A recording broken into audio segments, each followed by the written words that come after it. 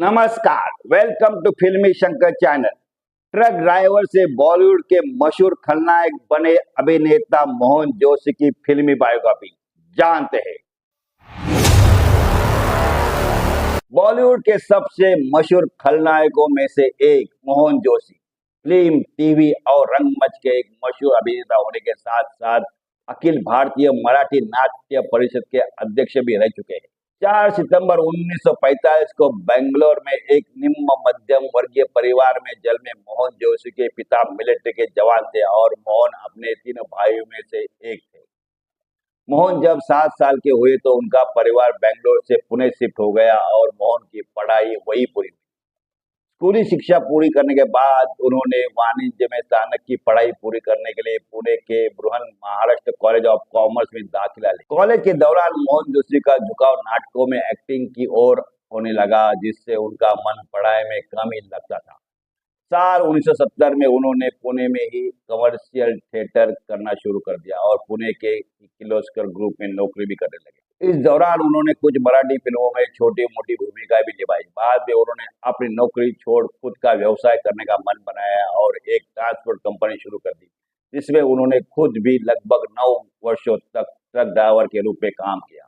इस काम में मोहन कभी कलकत्ता तो कभी हैदराबाद तो कभी भोपाल जैसे दूर दराज के इलाकों तक भी गाड़ी चलाते हुए जाते। इसी दौरान उनकी कंपनी की एक गाड़ी का भयंकर एक्सीडेंट हो गया और मोहन जोशी इससे बेहद परेशान हो गए। उन्हें लगने लगा कि ये काम बहुत ही जोखिम भरा है, इसलिए उन्होंने इस व्यवसाय को पूरी तरह से बंद कर दिया। ट्रांसपोर्ट कंपनी बंद करने के बाद मोहन जोशी ने एक्टिंग की फील्ड में ही अपना करियर बनाने का निश्चय कर लिया। उसी दौरान साल 1987 में उन्हें एक नाटक में काम करने के लिए मुंबई से बुलावा आ गया। बस फिर क्या था, मोहन मुंबई पहुंच गए और थिएटर में काम करने के साथ साथ टीवी और फिल्मों में भी काम करने लगे। 90 के दशक की शुरुआत तक आते आते थोड़े संघर्ष के बाद मोहन जोशी को सब टीवी के एक सीरियल धनंजय डिटेक्टिव में काम मिल ही गया, जहां अधिकारी ब्रदर्स के गौतम अधिकारी और मार्तंड अधिकारी की नजर उन पर पड़ी और मोहन को अपनी आगामी फिल्म भूकंप में काम करने का ऑफर दिया। मजे की बात है कि उन्हें पहले ये कहा गया कि इस फिल्म में उन्हें एक छोटी सी भूमिका दी जाएगी। मोहन जोशी के ना कहने का सवाल ही नहीं था, क्योंकि शुरुआत में रोल छोटा हो या बड़ा सब करना ही पड़ता है। लेकिन जब यह फिल्म शुरू हुई तो पता चला कि मोहन ही इस फिल्म के मेन विलेन हो गए। फिल्म भूकंप में मोहन गैंगस्टर दया पटेल के रूप में नजर आए। इस किरदार को मोहन ने इतनी खूबसूरती से निभाया कि इसके बाद विलेन की रोल के लिए उनके आगे फिल्मों की लाइन लगी। इसी साल मोहन जोशी ने एक मराठी फिल्म भी की जिसका नाम था सवत माझी लाडकी। बॉलीवुड में मोहन जोशी हिट तो हो गए, लेकिन उनके किरदार एक जैसे ही रहते गए। जैसे कि उस दौरान चलन था कि जिसकी जो इमेज बन गई उसे वैसे रोल ऑफर होते। मोहन बताते कि शुरुआत में उन्हें धर्मेंद्र स्टारर फिल्म पुलिस वाला गुंडा में एक बेहतरीन भूमिका मिली थी, जिसमें उनके किरदार के कई सारे छेद थे, लेकिन वह फिल्म विवाद में पड़ जाने से उसकी रिलीज देरी में हो गई और तब तक उनकी इमेज मेन विलेन के तौर पर बन चुकी थी। हिंदी फिल्मों की बात करें तो मोहन जोशी ने 350 से भी अधिक फिल्मों में काम किया है और अधिकांश फिल्मों में उन्होंने खलनायक की भूमिका अदा की है, जिनमें गद्दार, जागृति, ऐलान, हकीकत, मुर्तजन, इश्क, आक्रोश, सलाखे, यशवंत, होगी प्यार की जीत, बिच्छू, वास्तव, हसीना मान जाएगी, बागवान, गर्व, गंगा जल और मिस्टर प्राइम मिनिस्टर जैसे ढेरों नाम शामिल है।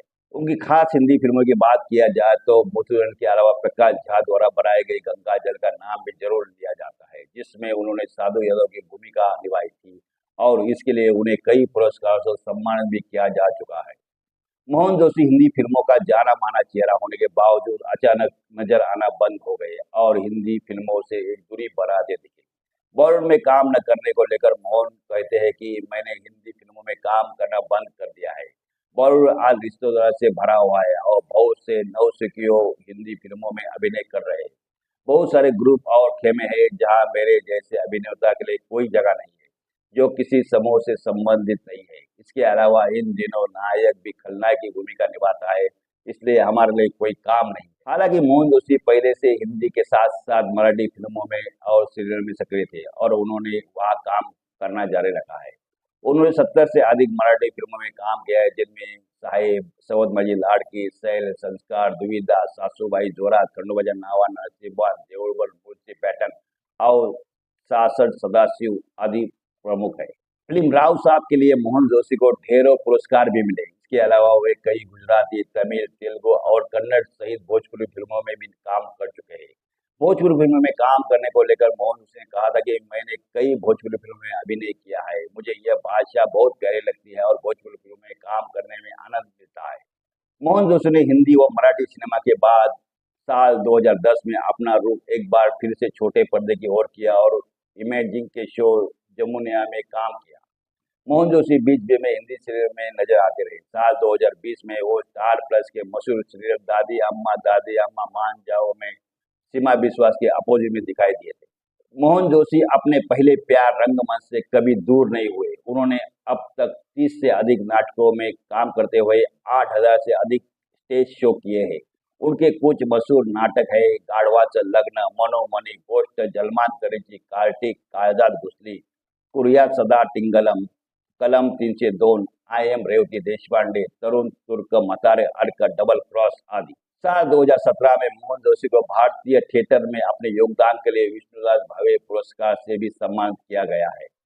पुरस्कारों की बात करें तो फिल्म और थिएटर के लिए इतने सारे अवार्ड्स के अलावा फिल्म फेयर और स्क्रीन जैसे मशहूर अवार्ड के साथ साथ साल 1999 में मोहन जोशी को घरा बाहेर नाम की अपनी मराठी फिल्म के लिए नेशनल पुरस्कार भी मिल चुका है। इसके अलावा कई बार ढेरों सरकारी सम्मान भी उन्हें मिल चुके हैं। आने वाली नई मराठी फिल्म संघर्ष योद्धा मनोज जरांगे पाटिल में अभिनेता मोहन जोशी ने मनोज जरांगे पाटिल के पिता की भूमिका अदा की है और ये फिल्म जल्द ही रिलीज होने वाली है। दोस्तों, आपको खलनायक मोहन जोशी की फिल्मी बाइक जरूर पसंद आई होगी। ऐसे ही मनोरंजक वीडियो के लिए लाइक करें, शेयर करें और सब्सक्राइब करें। धन्यवाद।